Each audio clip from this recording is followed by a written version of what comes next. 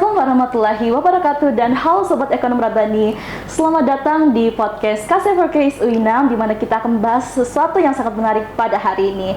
Dan tentunya saya ingin menyapa teman-teman terlebih dahulu, gimana kabarnya teman-teman yang lagi menonton ataupun mendengarkan podcast pada kali ini.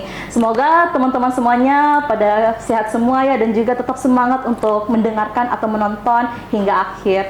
Dan tentunya untuk teman-teman semua yang baru mungkin muncul ya di channel kita pada kali ini, jadi sedikit perkenalan dulu. Halo teman-teman semuanya, kami dari Forecase atau Forum Kajian Ekonomi Syariah yang merupakan salah satu organisasi dari UIN Alauddin Makassar yang berada di bidang untuk pengkajian dan juga penelitian dan juga untuk pengembangan untuk ekonomi syariah. Bisa dibilang Forecase ini adalah wadah untuk kita untuk belajar, berdiskusi dan juga berkontribusi untuk menjadikan ekonomi syariah sebagai solusi nyata untuk bangsa melalui dengan kegiatan-kegiatan, perlombaan dan masih banyak lainnya. Dan untuk pantengin Forecast lebih lanjut, teman-teman bisa pantengin di sosial media kami di bawah ini. Baik teman-teman semuanya, rasanya senang sekali saya Awe Ramadhani dari staf Mistik atau Media dan Jurnalistik KC Forecast UI6 berkesempatan untuk menjadi moderator pada podcast kali ini yang tentunya akan membahas topik yang relevan dan juga sangat penting, yaitu resiliensi ekonomi syariah dalam krisis nasional. Nah, kenapa sih ini penting untuk dibahas ya? Karena di era tengah-tengah kita ini di mana politik, sosial dan ekonomi yang cenderung sering berubah, ada pertanyaan besar yang harus kita jawab bersama, yaitu apakah ekonomi syariah itu cukup kuat untuk menjadi penopang bangsa atau tidak. Dan tentunya untuk membahas hal ini saya tidak sendirian, sudah ada bersama kita di tengah-tengah kita narasumber yang sangat luar biasa, yaitu Dr. Ainul Fatah Isman SEMA yang merupakan juga Direktur Eksekutif KC Forecast UI6 periode 2016 hingga 2017 dan juga merupakan Demisioner Presidium Nasional FOSE yang juga kini aktif mengajar sebagai dosen dan peneliti. Dan FYI teman-teman, Kak Ainul ini juga merupakan pemerhati di bidang ekonomi syariah yang sangat-sangat keren dan juga ya sangat luar biasa yang pernah kita kenal. Jadi tanpa berlama-lama lagi, mari kita sambut Kak Ainul. Selamat datang Kak Ainul di podcast kita pada kali ini. Selamat datang. Selamat datang. Gimana kabarnya hari ini Kak? Alhamdulillah sehat. Oke, luar biasa. Moderator gimana? Alhamdulillah sehat ya Kak. Semangat ya Kak ya? Harus semangat. Harus semangat. Kak Ainul semangat, saya semangat, teman-teman juga harus pada semangat hingga akhir podcast kita kali ini. Oke, jadi sebelum kita masuk ke diskusi kita ini Kak, mungkin boleh ya Kak sapa teman-teman Sobat Ekonom Rabbani yang lagi nonton atau mendengarkan podcast kali ini, dan juga mungkin boleh ya Kak sembari perkenalan sedikit lagi Kak, silahkan. Baik, tadi sudah diperkenalkan oleh moderator luar biasa ini, Dr. Ainul Fatah Isman, dan salah satu tadi Demisioner Direktur Eksekutif di Forecase. Dan selamat siang untuk teman-teman semua, semoga tetap terjaga semangatnya sampai ke depan karena ini Gen Z ya. Betul sekali. Mungkin itu aja sebagai pembuka. Terima kasih banyak Kak Ainul sudah menyapa teman-teman yang lagi nonton. Nah, mungkin Kak, boleh ya kita langsung saja diskusi kita pada kali ini. Kan ini merupakan topik yang menarik untuk kita bahas dan juga ya sangat penting. Tapi tadi karena topik kita dimulai dengan agak berat di awal ya Kak, jadi mungkin boleh ya Kak dijelaskan secara sederhana dulu ini Kak untuk pertanyaan pertama. Jadi pertanyaannya itu, apa sih resiliensi ekonomi syariah itu dan kenapa sih menurut Kakak ini penting untuk dibahas di tengah krisis nasional kita? Baik, pertama mungkin saya ingin mengapresiasi ya. Jadi ini temanya memang relevan dalam konteks saat ini. Di lain sisi juga ya ini idenya menarik karena kenapa ya? Perlu kita kaji, perlu kita bahas resiliensi ekonomi syariah dalam krisis nasional. Jadi resiliensi itu kan kalau kita merujuk pada konsep dasarnya, resilient itu kemampuan suatu sistem ekonomi untuk bertahan, beradaptasi dan pulih kembali setelah guncangan atau setelah ada semacam guncangan-guncangan baik ekonomi, politik, sosial, bahkan kesehatan. Seperti COVID kemarin itu bagian daripada ya perlu ada adaptasi, perlu ada pemulihan, perlu ada daya tahan. Dalam konteks krisis nasional, nah krisis nasional ini kan coba kalau kita lihat sekarang ini krisis atau enggak nih sekarang nih? Lumayan ya. Lumayan ya. Ya, kalau kita lihat secara kasat mata, apalagi kemarin habis rusuh ya, ada hiruk pikuk sedikit 17+8 tuntutan rakyat, itu kan sebenarnya secara kasat mata sepertinya potensi. Nah, tapi ini perlu diketahui nih, apalagi yang belajar ekonomi nih ya. Resesi itu kan, kapan sih resesi itu? Ketika suatu aktivitas ekonomi dalam suatu negara terjadi penurunan dalam jangka waktu tertentu. Saat ini resesi atau tidak? Ya, kalau merujuk pada indikator-indikatornya kan banyak itu. Ada misalkan tingkat pengangguran, PDB, konsumsi rumah tangga, investasi dan lain sebagainya. Ini boleh saya jelaskan sedikit ya? Boleh, silakan. Nah, misalkan PDB. Nah, PDB sekarang kita berapa? 5,12%. Sebenarnya ini ya positif dan stabil. Jadi dari sisi PDB saat ini Indonesia aman-aman saja, tidak termasuk krisis nasional. Misalkan dari apalagi indikator lainnya, konsumsi rumah tangga 4,67% kuartal 2, aman juga. Dari sisi pengangguran juga masih itu aman. Beda dibandingkan misalkan tahun 98. 98 itu kan PDB-nya minus 13,1%. Sampai minus. Ininya juga konsumsi belanja rumah tangganya juga minus. Pas 2020-2021 pas Covid itu PDB-nya minus 2,07%. Artinya kalau saya bandingkan sekarang, ya sebenarnya masih aman dan stabil, tetapi ya perlu kita kaji, jangan sampai kedepannya betul-betul krisis karena sudah mulai ada hiruk pikuk di luar sana. Oke, bukan berarti kita tetap, kalau sekarang stabil ya nanti kedepannya tetap stabil, jadi tentu saja tetap ada ini ya kayak perhatian lagi lebih dalam terkait Ya, hal ini. betul. Nah, kalau misalnya Kak lagi kita bahas nih, kalau dibandingkan dengan konsep resiliensi ekonomi secara umum, menurut Kakak apa sih perbedaan paling mendasar dari ekonomi syariah itu sendiri, Kak?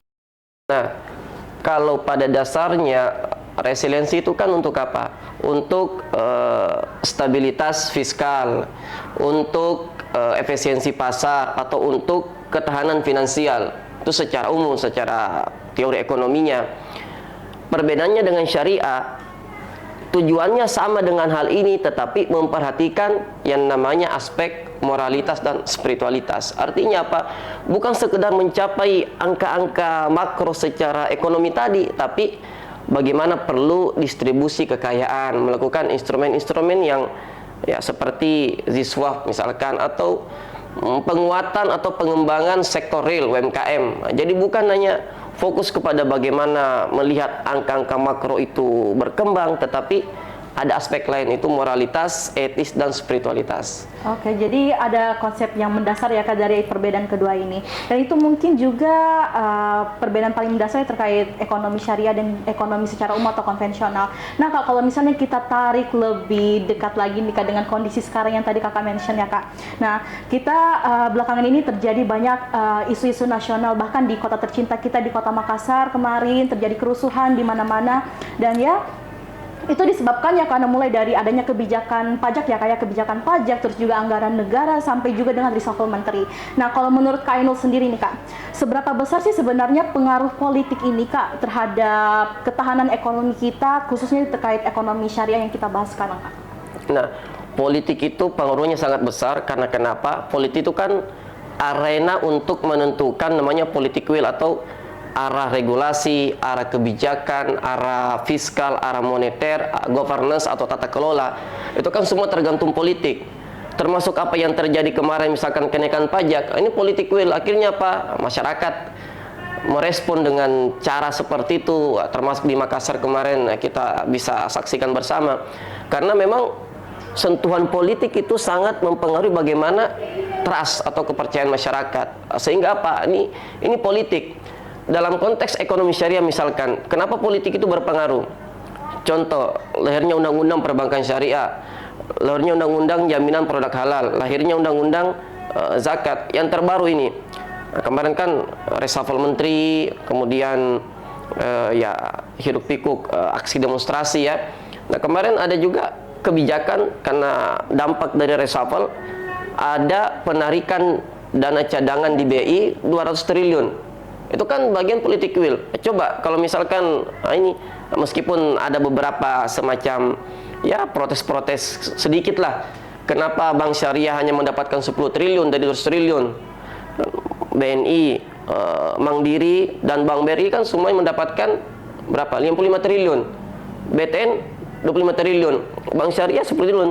Tapi setidaknya bukti bahwa politik itu memiliki power, ya buktinya BSI dapat 10 triliun dari dana 200 triliun itu dari ini ya, Menko Purbaya.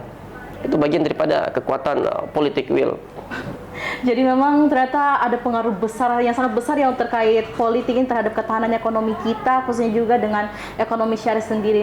Nah, tapi tentu saja kan kalau misalnya ada permasalahan-permasalahan seperti ini, tentunya pasti akan juga ada kayak solusi-solusi atau apa yang bisa kita laksanakan seperti itu ya Kak.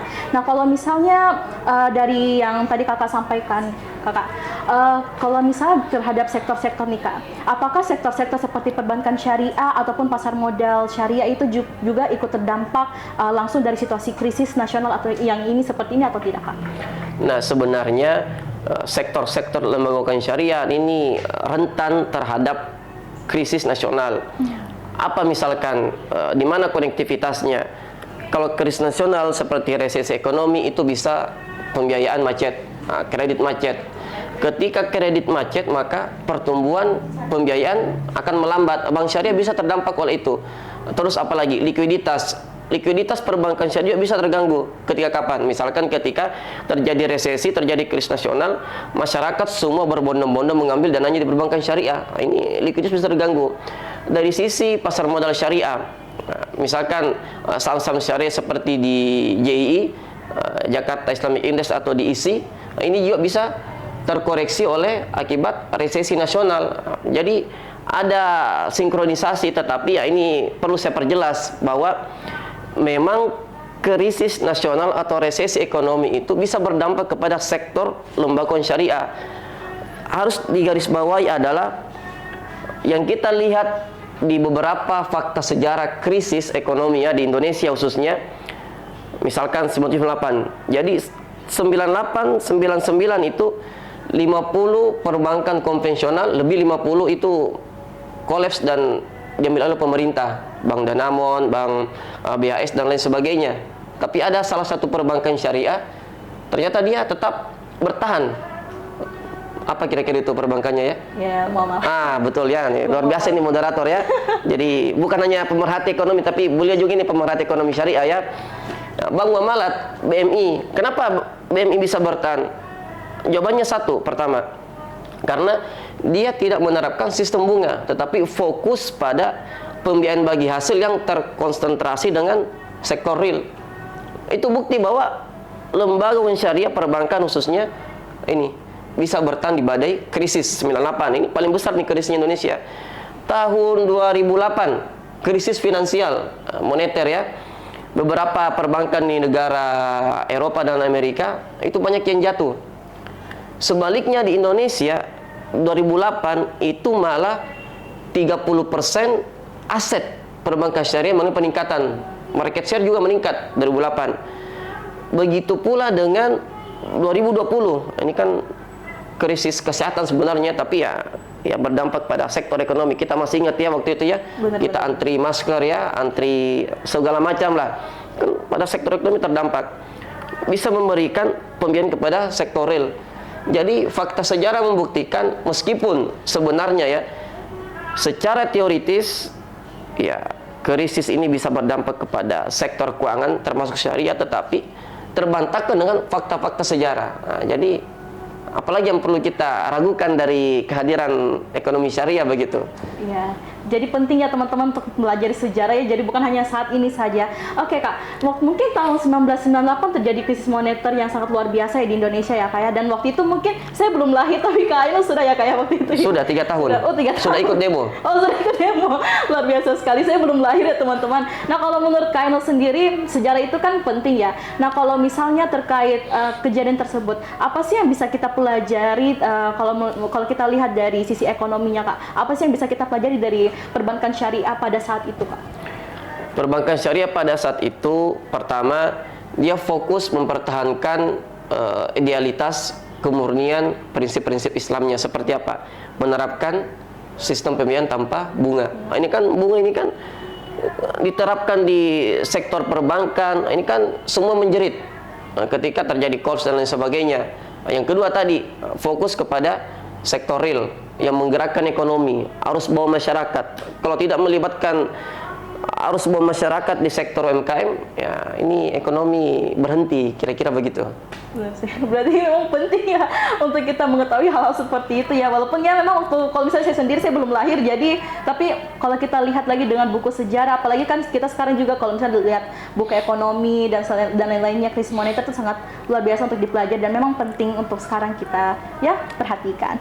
Nah, kalau misalnya kita tarik ke zaman sekarang nih Kak, nah tantangan terbesar apa sih yang sebenarnya sedang dihadapi ekonomi syariah di Indonesia saat ini dalam menjaga ketahanan di tengah krisis seperti sekarang Kak? Kalau menurut saya ya, itu ada 3. Apa tuh Kak? Pertama, masalah struktural. Ini bahasanya agak sedikit akademisi ya. Boleh nggak? Nanti saya uraikan. Kedua, masalah epistemik. Dan ketiga, masalah institusional. Pertama, masalah struktural. Permasalahan ekonomi syariah sekarang itu masih bersifat formalitas atau formal. Lebih kepada bank sentris, fokus kepada bagaimana penguatan lembaga syariah, fokus pada angka-angka, data-data, market share dan sebagainya, tetapi kurang melihat bagaimana kebutuhan ekonomi di rakyat kecil, di masyarakat kecil ini. Ini perlu sebenarnya ekonomi syariah, jangan hanya bicara merger, bicara spin-off, ini penting. Nah, tetapi ada masyarakat kecil yang kita lihat bagaimana dinamika perekonomian di bawah. Itu secara struktural, jadi jangan hanya sekedar formal. Yang kedua, secara epistemik. Jadi epistemik itu lebih kepada ekonomi syariah itu masih menjadi komplementer daripada konvensional. Jadi ya ini agak-agak ekstrim ini. Jadi sebenarnya ya jangan jadi komplementer, harus jadi substitution, sebagai alternatif, sebagai pengganti. Namun realitasnya sekarang apa? Sistem ekonomi syariah hanya menjadi lapisan kosmetik kapitalistik. Jadi susah karena bukan dia menjadi ruh, bukan dia menjadi bangunan dasar, konsep dasar di sebuah sistem. Dia hanya bumbu-bumbu lah. Nah, kalau seperti Mbak atau Kak Aulia ya, karena masih seusia sepertinya dengan saya ya. Kita membuat makanan tetapi dia hanya garamnya saja, bukan hal yang fundamental yang perlu diperbaiki. Nah, ini sebenarnya secara epistemik. Ketiga, secara institusional. Secara institusional ini perlunya ada konektivitas antar sektor, antar aktor di berbagai lintas ekonomi syariah. Bukan hanya di pusat tetapi juga di daerah. Ketika masuk provinsi, bukan hanya di desa. Buktinya apa ekonomi syariah sekarang bagaimana? Ya palingan hirup pikun cuma di kota Makassar kan. Di desa-desa kan belum ada namanya muzaroah, ada namanya musako, mukhabara ya, konsep-konsep ekonomi syariah di sektor pedesaan, di pertanian. Tapi hanya berputar di pusat. Belum lagi misalkan belum menyentuh konektivitas antara bagaimana pembiayaan misalkan itu tidak menyentuh pada yang ekonomi informal, pertanian, nelayan, tapi hanya bicara itu tadi, bank syariah, asuransi syariah, pasar modal syariah. Jadi dia perlu menyentuh arus bawah masyarakat, dikoneksikan semua dengan aktor lain, filantropi, industri halal, ya, stakeholder, baik di tingkat kecil hingga di tingkat besar, tingkat bawah hingga tingkat paling atas. Kurang lebih seperti itu. Seperti itu ya Kak. Jadi memang tantangannya cukup luar biasa, tapi juga ini kan kita juga bahas terkait masyarakatnya juga nih Kak ya. Kalau menurut Kak sendiri kira-kira bisa nggak ya ekonomi syariah itu bisa sepopuler ekonomi secara umum di kalangan-kalangan masyarakat nih Kak? Mungkin kan kalau kita tahu mungkin pemahaman masyarakat bagaimana atau pandangan mereka terhadap ekonomi syariah seperti itu Kak. Nah, jadi bagaimana masyarakat ya terhadap ekonomi syariah, pemahamannya dan lain sebagainya. Jadi sebenarnya ini sering saya sampaikan, jangankan berbicara masyarakat. Jadi saya ini mengajar banyak sekali mahasiswa, tentu ya di prodi atau di jurusan saya tidak disebutkan ya, nanti ya anggap saja berkaitan dengan ekonomi Islam lah. Bukan hanya mahasiswa, organisasi-organisasi kemahasiswaan yang bergerak di bidang ekonomi syariah, mereka saja kesadarannya masih kurang. Apa buktinya? Jadi saya sering survei di kelas-kelas ya. Bahkan ini saya pernah survei di salah satu lembaga kemahasiswaan ekonomi syariah. Waktu itu saya membuat materi ya. Ternyata di forum itu organisasi yang mengatasnamakan ekonomi syariah 20% punya bank syariah. Tapi bukan Forecast. Kalau Forecast sudah semua ya. Nah, dipastikan itu ya. Dan semoga bukan Forecast begitu ya. Survei-survei saya juga sering bertanya dan diskusi dengan ya anak muda Gen Z di kelas itu. Mereka sangat sulit untuk bagaimana berinteraksi, bertransaksi langsung misalkan di hal yang paling dasar, apalagi masyarakat luas. Itulah mengapa literasinya ya meningkat, tetapi ya meningkat pelan-pelan, hanya meningkat tipis-tipis sajalah, tidak secara signifikan, karena memang itu pemahamannya masih kurang dan ya perlu ada penguatan-penguatan literasi, kajian, diskusi dan lain sebagainya. Kurang lebih begitu. Ya, semoga saja nanti ke depannya ekonomi syariah bisa lebih populer lagi. Apalagi tadi luar biasa sekali ini. Saya baru juga dengar kalau survei-survei seperti ini ada ya dari Kak Ainul sendiri. Dan memang agak sulit ya untuk diterapkan kalau secara umum. Apalagi kalau di kehidupan sehari-hari kita ya. Kita kebanyakan menggunakan konvensional daripada syariah itu sendiri ya Kak. Tapi semoga aja ya kita ke depannya ekonomi syariah itu lebih populer lagi ya Kak teman-teman. Oke, Kak Ainul. Tadi Kak Ainul juga mention terkait zakat, wakaf, mungkin jizwaf ya Kak ya. Nah kira-kira kalau misalnya instrumen-instrumen seperti ini, apakah ini berperan lebih besar dalam menjaga daya tahan masyarakat dan mendukung resiliensi ekonomi bangsa atau tidak Kak? Nah, kan ketika terjadi krisis nasional itu bisa berdampak kepada perekonomian rumah tangga.